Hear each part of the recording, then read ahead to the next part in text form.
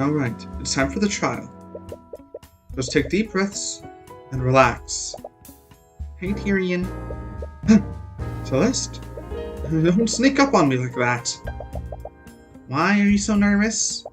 It's not as if this is your first time defending someone. I can't help it.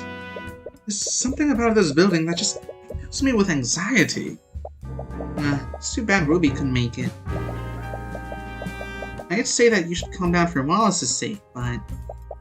Oh, there's so many people here. There are so many people here. And they're all staring at me. Eyes are prying at me like a pack of flesh-eating maggots. Gross. Don't worry, Wallace. Our investigation revealed a lot of weaknesses in the prosecution's case. We have a strong case for your acquittal. Okay. See? You can be confident when you want to be. It's strange. Something is calming about Wallace's anxiety. It's like he just absorbs attention out of you and into himself. I'm still reading in Signs Anxious, which I guess was wrong of me, but oh well. Yeah. The prosecution is ready, Your Honor. Okay. The defense is also ready. Very well, let's proceed smooth. The charges. The defendant is a student at the Wyvern Imperial Academy. Mr. Nightgrave is charged with first-degree murder, negligent misuse of the arcane arts, and illegal practice of advanced necromancy. Yeah, crazy! That's some spooky shit right there. Do you mean to tell me that the man is a necromancer? I can't believe it. A necromancer in this day, in this economy. How could the kingdom let this happen? Your Honor, I would like to remind the court Your Honor, I would like to remind the court that should view my client objectively. I would like to remind the court that they should view my client objectively. They say on the charge. Charges. Indeed, the crime occurred within the academy this morning. The victim is Catherine Bellwether, a professor at the school. Although there were no witnesses, traces of necromancy were detected on the body. Furthermore, the autopsy report shows that the body has no physical wounds. Hey, she! Then, necromancy is the only type of magic that can harm an individual without physically wounding them. Additionally, the alchemist's report shows no sign of poison or disease. Therefore, one can only conclude that a necromancer had committed the crime. As many of you know, necromancy is held under high scrutiny by the Crown. Aside from the defendant, no other students were permitted to learn advanced necrotic magic. As such, the defendant was the only mage in that building capable of committing the murder. Hey, that surely compared evidence. To probably present our case, the prosecution would like to call Commander White to the stand. Ah, fuck. Commander White, please testify to the court of the Inquisition's findings. Yeah.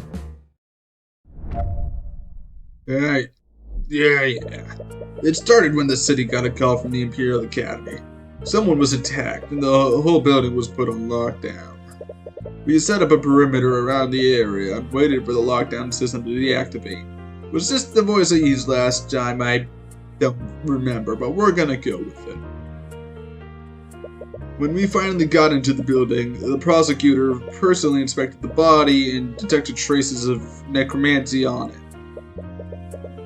There were no cuts or bruises on the body either. The entire body was clean. With those two pieces of evidence, we concluded that could only be the necromancer kid that did it. Inquisition's testimony is just as you expected.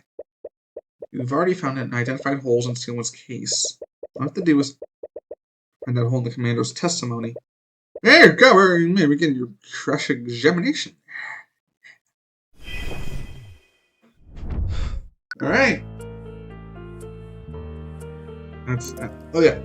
Hello and welcome to Ace Attorney of the Ace King. Woo! I don't even know what part it is. I've done a lot of these now. Do you like the cold open? I don't know. I kind of vibe with the cold open for things like this.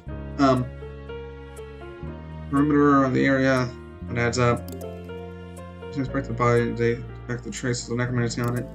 Cuts or bruises either. The entire body was clean. That is technically true, but there is blood, which... Yeah. How carefully was the body checked? Perhaps the prosecution missed something? The coroner couldn't even find the smallest cut, bruise, or fracture on the body. And the alchemist's report showed no sign of poison or disease. The coroner was actually astounded at how unscathed the body was. Someone who used many wounds in the body would have healed them, even the most minor of injuries. The question is, how do you prove that? This whole blur thing. It's a shame that that happened. Literally.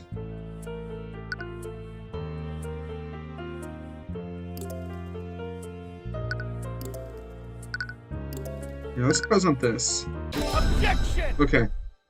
I really gotta fix that whole bar thing.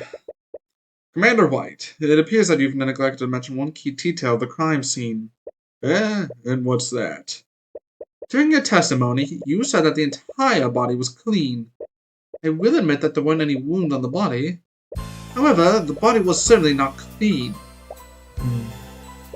At the scene of the crime, there was a large pool of blood located where the body was. This blood came from the victim's body, and it was definitely not clean like the commander testified. I'd like to remind the court of the prosecution's case against my client. They are accusing him of murdering the victim using necrotic light, a spell which would not have physically wounded the victim. So why was there any blood at all? Let's not get ahead of ourselves. The fact still stands, there were no wounds on the body. Nor were there any reports of poison or disease on the autopsy. There are clearly magical elements in this case. But Catherine Bellwether was bleeding profusely at some point. How else would there be a blood stain on the body? Do you have an explanation for that, Miss Steelwind? No, I'll admit that the prosecution doesn't have an explanation for that. While I do find the circumstances questionable, all other evidence clearly points to the defendant. Which spell would leave a trace of necromancy? If the victim wasn't killed with necromancy, why was a trace of it on the body? I'm glad you asked. I would like to present a spell that could have left a trace of necromancy on the body. And wounds. And wounds. That's correct, Your Honor. Spells from the schools of necromancy can control the forces of death and life. Mend Wounds is, in fact, a necromancy spell. Really? I want to wear that. Ain't that neat? Ain't that nifty? Now, I'd like the court to consider the following. What would happen if Bellwether was wounded and someone attempted to heal her using Mend Wounds? All of her wounds would disappear from her body. Hey! Objection! Shit! You honestly think I'm that incompetent, Mr. Cuthbert? Yes. Frankly, I'm a little insulted. What? The Inquisition is well aware of what happens when a mage attempts to save a victim using Mend Wounds. The healers that arrived at the scene already confirmed that the victim was long dead. None of them attempted to heal her. Well, what if someone tried to heal her and didn't report it? Please, none of the healers would have had anything to gain by doing so. In fact, as a necromancer, the defendant could have easily carried out the described scenario. He could have cast Mend Wounds on the victim after murdering her to confound the investigation. At the end of the day, the burden of the proof is on you. But if you could just find out who healed the body, this case is yours. Whoever this healer is, Valentina definitely knows her. Your Honor, I will admit that I don't have any evidence to support my theory. However, I do believe that we can bring it to light. There may have been two people that witnessed someone cast magic on the body. Valentina and Valerie Lance, the sisters who discovered the body. This is nonsense. We've already questioned those two witnesses extensively. If they had witnessed something like that, it would have come up in the testimony. If that's true, then you have nothing to lose by hearing their testimonies. Very well. If you're so confident, let's hear this witness's testimony. I see objections. This library nowhere. I will see everything in front of a trap. There's much stand, Mr. Cuthbert. Of course, Your Honor. Oh crap, it's that guy from before. Is he the necromancer's lawyer? She just got on the stand and she's already stressed out. Girl saying, this could work in your favor. Witness, please state your name and occupation for the court. My name? Witness. Witness, there's no need to be so nervous. We merely want to hear about what you saw on the day of the murder. Right, yeah, it's just that guy from over there. You mean Mr. Cuthbert? Did this man harass you, witness? Wait a minute. Yeah. He, super harassed me. How shameful. Now we expect a member of our system to behave more professionally. Oh, shut up. Anyways, please state your name and occupation for the court, Miss Giannis. Just calm down. He can't prove anything. My name is Valentina Giannis. I'm a member of the kitchen staff at Wyvern Garden Imperial Academy. As I recall... Whoa, going from one voice to the other. As I recall, you were one of the witnesses who discovered the body. Apparently, the defense finds your involvement suspect. Rest assured, Miss Giannis. In this courtroom, you will be protected from Mr. Cuthbert's harassment. Now, please testify to the court on what happened that day. Yeah. I wonder if there's anything I can do to fix that. Maybe I should update the game or something. This is technically day 1 by. I was walking with my sister in the West Wing when we noticed something in the nearby classroom. We looked over to see what it was. That's when we saw Miss Bellwether bullying on the ground. My sister tried her best to help her, but the professor had already lost a lot of blood. When my sister did that, I used an emergency communication device to call for help. But it was too late. By the time her bleeding stopped, she'd already lost too much blood. If your theory is true, that means she just lied on her testimony. She's definitely holding something back. She definitely saw more than she's letting on. Just need to prove that somehow. Cross-examination. Alright, let's harass this woman. Alright, we know something in the nearby classroom. I looked over to see what it was. We saw Miss Bellwether bleeding on the ground.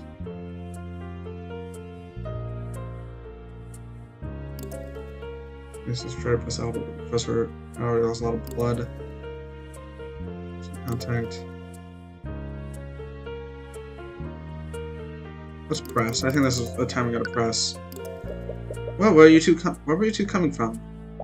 Came from the kitchen. We were taking a break after the lunch rush. The cafeteria is on the west side of the academy. It's believable that they'd be on that side of the building. What did you see in the classroom, Miss Giannis?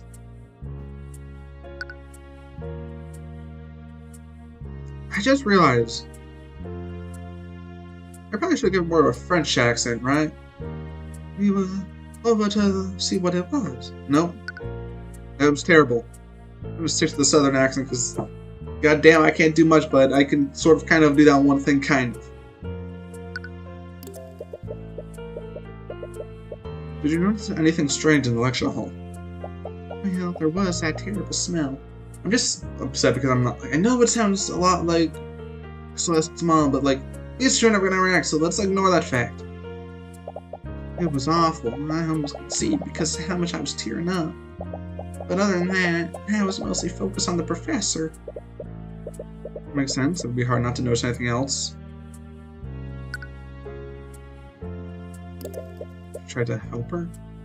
Miss Giannis, how exactly did your sister try to help Miss Bellwether? What? Oh, my sister used first aid to try to stop the bleeding. I see. Can you please add that detail to your testimony? Yeah, sure. But how could she apply pressure to the wound if there wasn't any wound? Objection! Bada bing boom.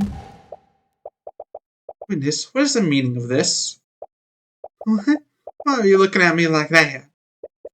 Maybe I can elaborate, Miss Giannis. You weren't present in the gallery earlier, were you? No, I was waiting in the lobby. Lady Seawind told me to wait there. Well, I suppose I should consider myself lucky. You see, Miss Giannis, one key element of the case is the body didn't have any wounds on it. Yeah? So? So please explain to the court, Miss Giannis. How did Valerie apply first aid when there shouldn't have been any wounds on her body? No, I screwed up. I saw the wound on her. What happened? There's something amiss here. But I'm afraid I don't fully understand the implications of this. Are you accusing the witness of committing perjury, Mr. Cuthbert? When someone lies, they stay as close to the truth as possible while changing minute details. In her thoughts, Valentina said that she was sure that she saw a wound on Bellwether. And she also mentioned that Valerie was the one that tried to save the professor. She didn't try to save Bellwether with first aid, but she had used magic instead. Her sister could be the mage that you're looking for. The witness was lying, Johanna, but not about everything. Valerie Giannis did try to save the victim's life by addressing her wounds. But she didn't use first aid, she used magic. Ah, shit. You found out. Objection! I'm sorry, Mr. Cuthbert, but your theory is completely flawed. How so, Miss Seawind? Well, it's quite simple. We've already verified that neither of the sisters are mages. What? Wait, how can you be so sure? During the investigation, we had both the Giannis sisters attuned to a spell compendium. It's standard procedure for the Inquisition when interviewing witnesses. Then that means... That's correct. That's correct. Neither of the Giannis sisters could attune to a compendium. That's right. The Inquisition checked us both. Neither of us are mages.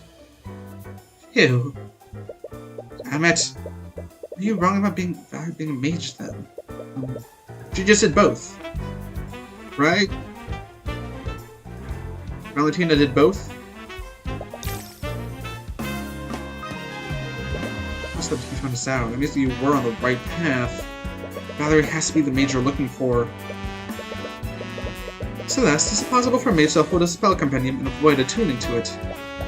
It just needs to be on their person. When I was arrested, the Inquisition also made me attune to one of their spell compendiums. I'm really careful to make sure that I did the attunement correctly. There's no way a mage could avoid attuning to a compendium with them watching you. Right, you're right, may be negligent sometimes, but even he isn't that careless. Now, if you're done, I do believe that you've exhausted all your options. Wait, I'm still not done. I'm still not done cross-examining the witness. What could you possibly hope to glean from her testimony? Valentina should be stressed out enough to see more of her thoughts. You can't exactly say that you're planning to read her mind. There's one key element of her testimony that the court is overlooking. I have a right as an attorney to complete my cross-examination. Your Honor, the defense is clearly trying to buy time. I may be correct to agree with you. However, I'll admit that some elements of the witness's testimony are quite peculiar. I really should have allowed to perform cross-examination. That was close. But this is your last chance, Mr. Cuthbert. If you produce nothing substantial, I'll fucking kill you.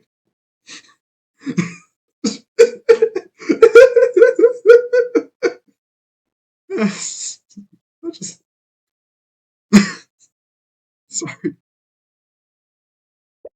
Of course, Your Honor. Alright. It's all or nothing.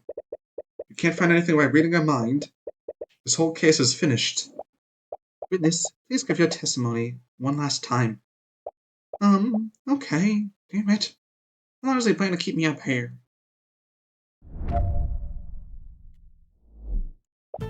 Like I said, my sister and I saw Milbury were bleeding on the ground. We rushed over to her. I was definitely surprised when I saw her like that. Now that you mention it, I don't know if I saw any wounds on her, but I definitely saw some blood. You go back on that now, I just need to play dumb. My sister tried to save her, but she didn't use any magic. Oh, Valerie, you're too kind-hearted for your own good. Neither of us are mages. Both of us held that book and the knights gave us. I was caught off guard when they asked us. They almost found us out. The commander was watching us the whole time. He couldn't confirm it. It's a good thing that we're twins, or else that trick wouldn't have worked. What are we gonna do? We have a pretty hard proof that Valerie isn't a mage. Valerie is the mage we're looking for. I'm sure of it. I'm just not sure why they felt the need to lie to the Inquisition. More importantly, how did they trick the Inquisition?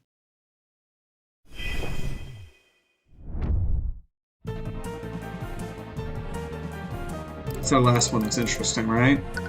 Objection! Miss Giannis, your thoughts betray you. What? You found the thought. They must have done something, but what? What happened when Commander White was interrogating them? Almost the one who collected the statements. Did he notice anything off about their behavior? From what he said, they had a few quirks, but nothing too suspicious. Quirks? He told me that they were running and spinning around him during questioning. What does that mean? I have no idea. Perhaps they were still on edge after finding their co-worker murdered. Running and spinning. Plus also said, it's a good thing that we're twins. Simple. It's like the, you know, when you put the ball on the cup and then you switch the cups around. It's literally that. Incorrectly.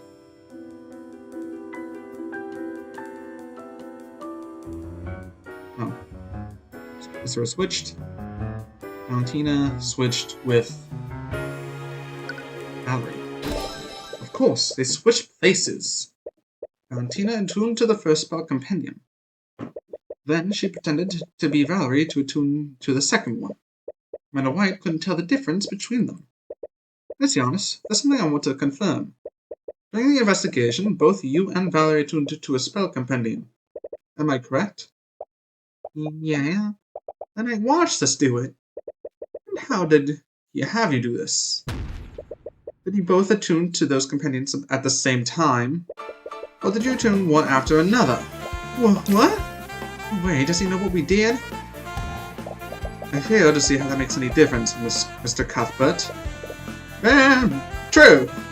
Hey, recommend where we at, what order you may not be aware of this, Your Honor, but Valentina and Valerie Giannis are identical twins, which means that their physical appearance are nearly identical to each other. If Commander White didn't have them attuned at the same time, what would stop the twins from switching places with each other? Objection! This is clearly nothing but baseless conjecture. One would fail at such a basic task. Really, Prosecutor Steelwind, do you find it hard to believe that Commander White would fail at a task like this? Wait a minute. This is crazy. We didn't trick the Inquisition. Neither of us are mages. Then prove it, Miss Giannis. Bring in your sister and we'll have you attuned to 2 spell compendiums at the same time. No, wait.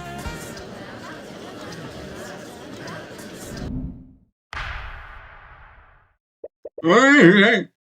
Let me say the Francis theory. Well, screw around to understand. Bring down unadulterated compendiums. Hi, Valerie. We've both had our hands on those compendiums for the last 10 minutes. There's no way they can fake it in front of this many people. Alright, it's a moment of truth. I only hope that your theory is correct. Oh, No, did he seriously? Where is she? Where is she? What I see is Commander White seeking new employment in the near future. It appears that the defense was correct. Valentina Yanis isn't a mage, but Valerie Yanis is. What's more, Valerie Yanis' compendium contains the Mend Wounds spell, which makes the defense's theory entirely plausible. Please, just allow me to explain. We should allow you to explain what exactly. You're an unregistered mage, and you and your sister have made fools out of all of us with your perjury. How would you know what it's like, Lady Steelwind? What? Did you think we didn't notice your name? You're not like us. You don't have to hide. Whatever. This whole situation has gotten out of hand. I think hiding it would cause so much trouble. And I won't let someone go to prison because of me, even if he is a necromancer.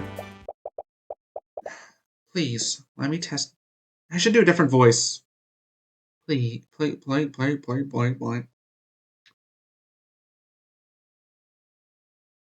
Please, let me testify about what I saw.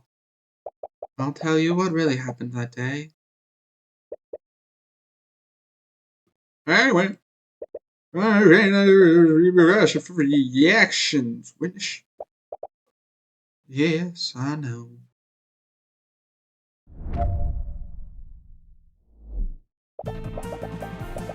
My sister and I were walking in the hallway from the kitchen to the foyer.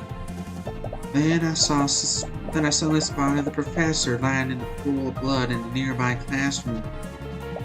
Valentina used a communication device to call for help while I tried to save her. I saw that she was bleeding, so I cast the Mend Wounds on her to close the wounds. But it was too late. I closed the hole in her stomach, but she was already dead.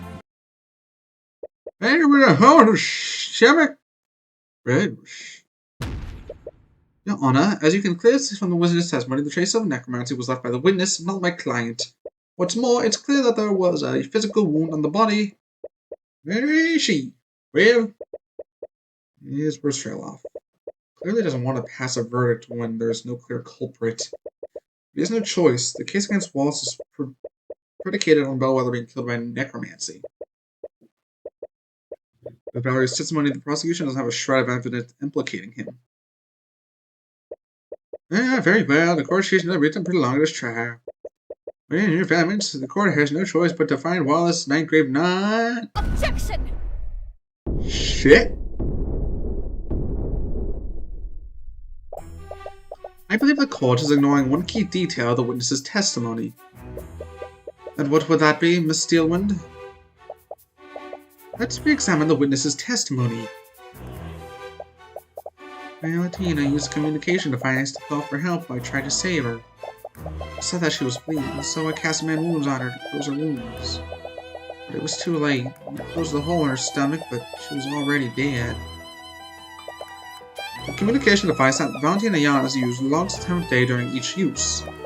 From this log, we know that Valentina used the device at 3:04 p.m. This was an hour after the time of death. Where are you going with this? Mr. Cuthbert, there was a witness who saw the victim before the body was found, John Hughes. He, along with another witness, spotted a bellwether walking in the hallways before the body was found. He was feeding in the halls. Bellwether knocked over her leaves. Shards, dirt, sheesh. It was probably strong. There we are. 20 to 30 minutes before the body was found. We see a discrepancy, Mr. Cuthbert. Wait, that can't be right. Mother died more than an hour before the body was found. So how did John see her an hour after he died? She died. No wonder, Mr. Cuthbert. How could one make a dead body move and walk around? No, you can't mean... there was more than one piece of evidence that pointed to a necromancer committing the crime. The defendant murdered the victim and used necromancy to animate her corpse.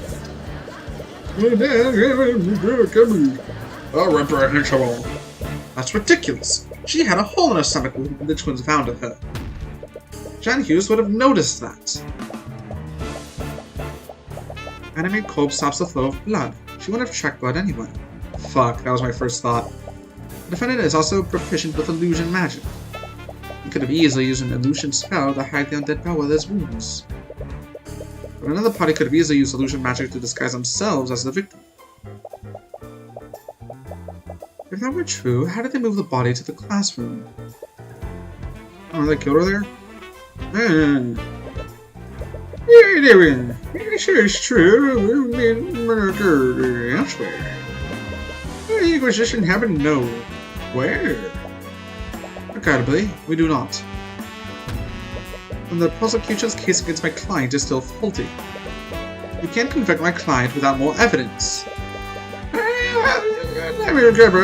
She was saying here. The court, she's refused to spend it for the time being. We get law enforcement time to investigate the unknowns. We'll proceed for this case with you tomorrow morning. Court is adjourned. Well.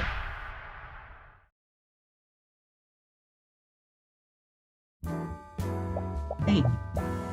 You good, Brown?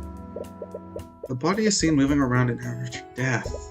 It really wasn't Bellwether, or at the very least, she wasn't alive when this happened. So what was it? Tyrion? Solution magic involved. There has to be. Which spell was it? Could it have been an illusory disguise? Tyrion! What? I've been quiet since the trial ended. You're making me worried. Sorry, I was just thinking about what Steelwood said. You mean about her theory? It's a little creepy when you think about it. You really think someone turned the professor into an undead? I don't think so. The prosecution's case is hinged on one clear fact. That Wallace was the one only high-level necromancer nearby. You have to assume that he's the only person capable of using that type of magic.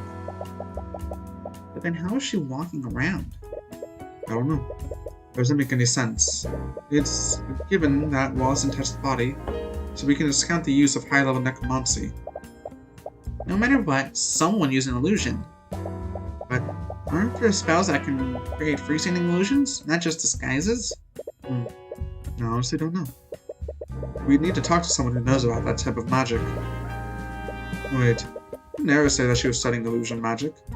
She might be able to tell us if something like that is possible. Is that really a good idea? What do you mean? What if she's the one who created the illusion? What? I'm detecting fear from her again. So are you scared of Eris? No. I saw it this morning too. You always get really scared when she's around. Oh, I thought I was doing a better job of hiding it. Sorry, it's not based on anything real, but for years I've been working as a mercenary. When you do that kind of work, you build up an instinct to sense danger. You kind of have to if you want to stay alive. Sorry, I never knew. Tyrion, I've fought literal monsters and barely escaped with my life. But when I'm near Eris, none of those creatures come even close. I get this feeling. It's like I'm in front of a predator that I can even hope to beat. Every instinct I have tells me to run whenever she's close by. Really? But that doesn't seem... She doesn't seem that dangerous. I know... I think maybe I'm just anxious or something. I should know better than anyone to not judge people by their appearance. Sorry. Forgot I said anything. You think we should talk to her? We should do that. I don't want to discount Celeste's instincts. She's always been reliable, and if Eris is making her scared, that must mean something. If Eris really is that dangerous, then that's all the more reason to talk to her. But aside from that, there was also something else that the prosecutor said. Mr. Cuthbert, there was a witness who saw the victim before the body was found, John Hughes. He, along with another witness, spotted Bellwether walking in the hallways before the body was found. She said along with another witness. It means that there was another witness that saw a bellwether walking around. Right. It probably isn't the most reliable witness. So, talking to that other person might help us figure out what happened. But do you think Xiaowin will tell us who that witness is? At this point, we won't lose anything by trying. In any case, it looks like you have your work cut out for you. Now then, where should we start first? By saving our progress and ending the episode. Oh, that's graveyard. Lovely. Alright, I'll see you guys next episode! Yeehaw! Goodbye.